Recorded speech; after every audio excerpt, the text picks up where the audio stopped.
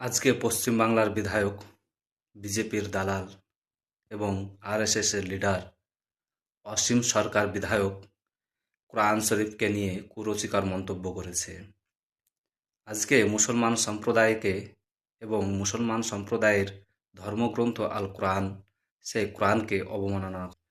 বিশেষ করে তিনি এই কথাটাই বলেছে যে কোরআন শরীফ বদরের যুদ্ধে পুড়িয়ে ফেলা হয়েছিল এবং এই কোরআন শরীফ এখন যে সমাজে কোরআন শরীফ আমরা পড়ি, সেই কোরআন শরীফ নাকি শয়তানের লেখা।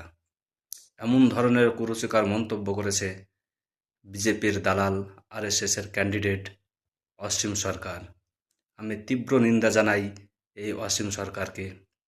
আমি পশ্চিমবাংলার সমস্ত জনসাধারণকে এবং পশ্চিমবাংলার সমস্ত মুসলমান সম্প্রদায়ের মানুষকে আমি বলতে চাই, এই অসীম সরকারের নামে প্রত্যেকটা থানাতে গিয়ে এফআইআর করা হোক এবং তাকে অতি শীঘ্রই মুসলমান সম্প্রদায়ের কাছে ক্ষমা চাওয়া হোক, নইলে কিন্তু এর প্রতিবাদ অন্য রকমের হবে। আজকে একজন অশিক্ষিত যাযাবর মুসলমান ধর্মগ্রন্থের ওপর যেভাবে হানা দিয়েছে, এর প্রতিবাদ যদি না করা হয় তাহলে কিন্তু তারা আরও আস্কারা পেয়ে যাবে।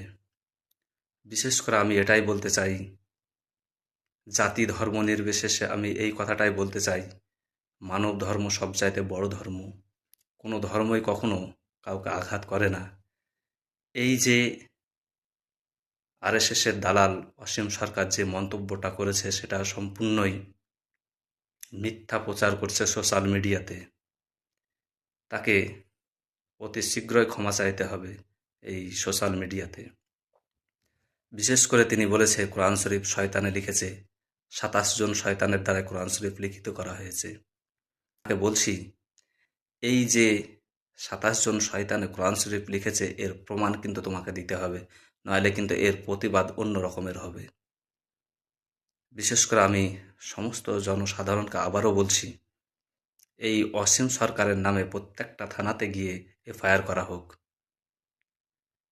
একটা কথা সবসময় মনে রাখবে, ভারতবর্ষ ধর্মনিরপেক্ষ দেশ। এখানে সমস্ত ধর্মের মানুষ বসবাস করে।